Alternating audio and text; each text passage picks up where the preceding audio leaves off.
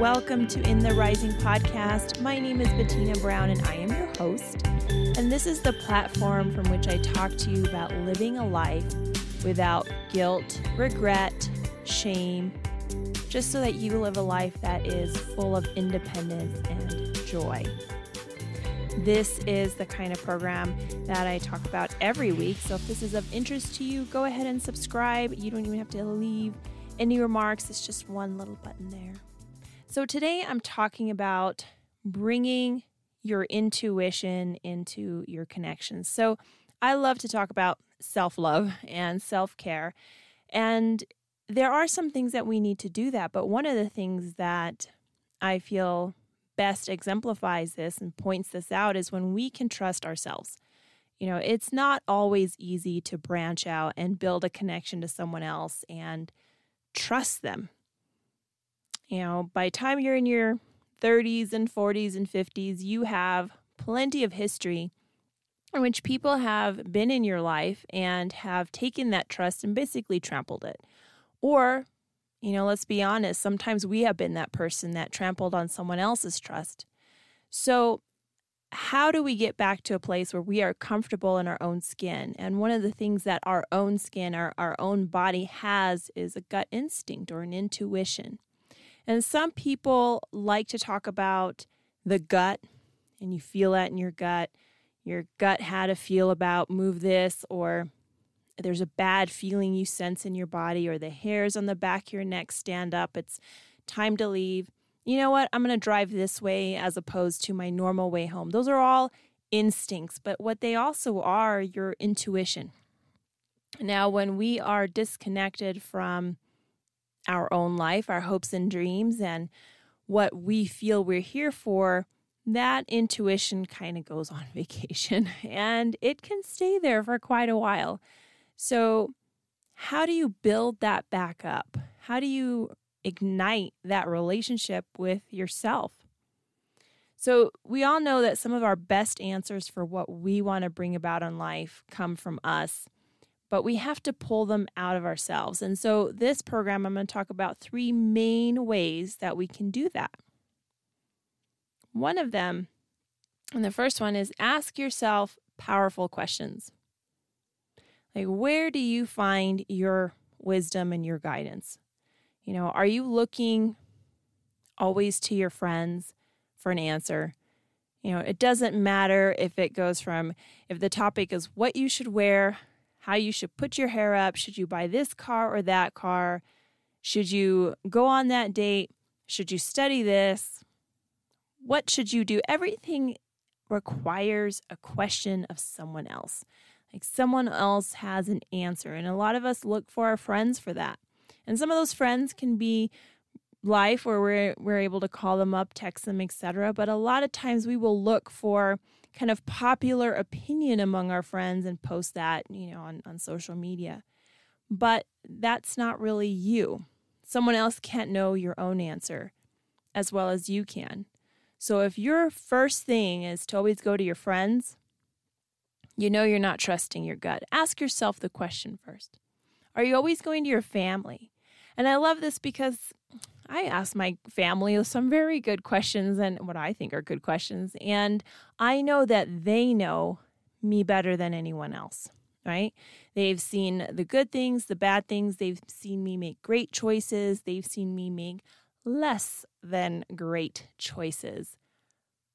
But does my family have a better idea of what I am meant to do than I do? Some instances we might argue yes, but is that really the case? Even as much as your family knows you, they don't know your moment-to-moment feeling, the anxiousness that you have, the excitement that you may have. That is just owned by you. And some of us also look to guidance and wisdom basically from cultural norms, or this one's very popular. We've always done it this way. You know, I'm a nurse because everyone in my family is a nurse. I do this because that's what everyone has done. That's in my culture to do this, you know, and we can appreciate our culture and we can appreciate our family, but that does not mean that the arrow of our life is only in one direction. And do we look for wisdom and guidance from prayer? Whatever you believe in or not believe in, for the majority of the people on the planet, we believe in something. That something can alter from person to person, but are we connecting with that? If we say we believe in some higher power, whatever that may be, are we tuning in to that higher power to help us tune into ourselves? Number 2 that I have is simplifying our life can get us better in touch with ourselves. So having some main goals in our own life, and those goals need to have time and space. Are we providing ourselves that time and space? And what about clutter? Can our goals and dreams and our hopes and our vision really go anywhere if we have lots of literal clutter? Stuff is everywhere, on the floor, on the couch. Can we go a lot of places when we have emotional clutter? When we are still in the problem and drama of 5 years ago or 10 years ago? How can you move forward when you have both feet planted emotionally in the past?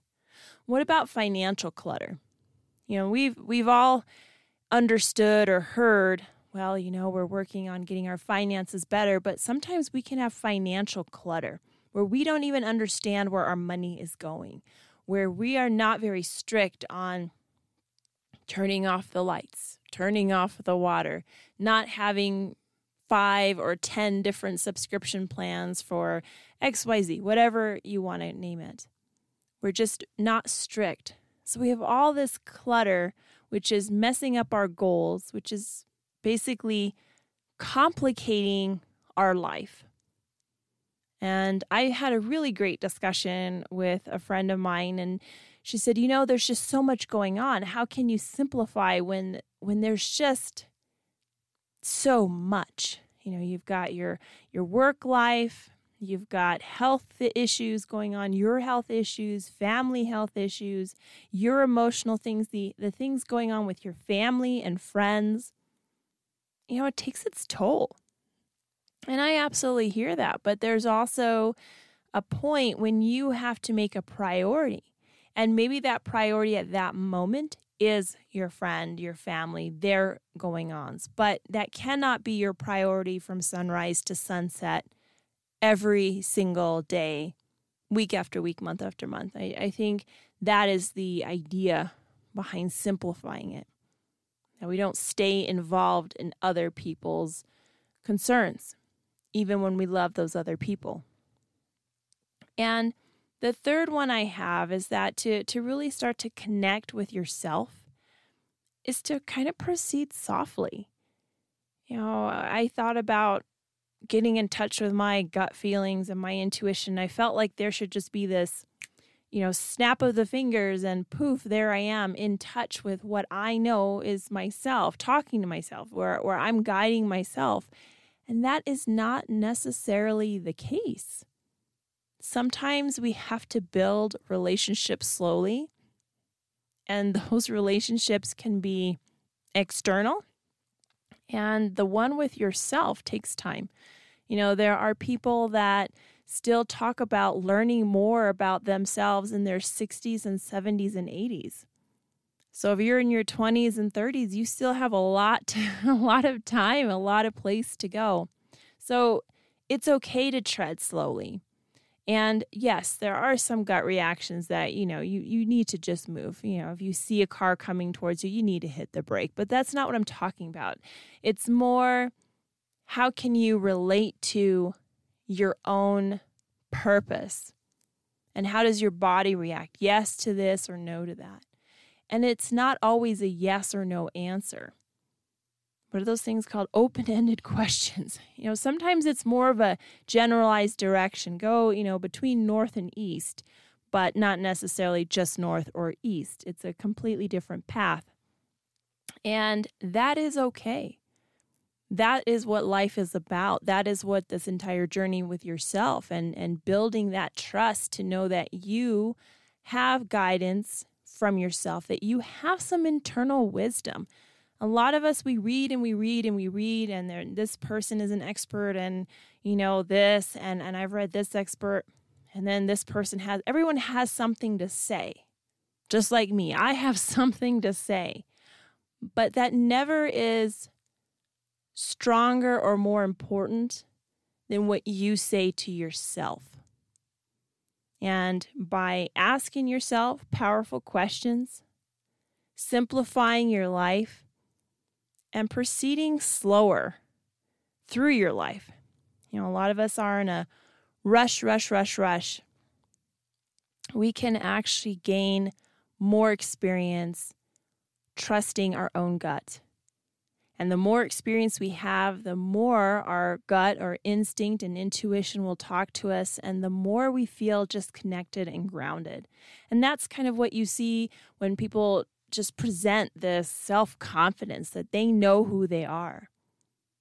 It's not something they've picked up. You can wear all sorts of clothes, but you can't copy that. You can't imitate that. You either have it or you don't. And you, as a person, you either recognize it in someone else or you don't. Those people that just, they have it, they believe in themselves. And that took some time. And one of the best ways to practice your own self-care is to give yourself that time, that permission to just build a trust with yourself. So thank you again for listening in today. I know all of our time, all of our minutes are precious. I appreciate your time, and I will see you guys next Tuesday. And until then, let's keep building one another up.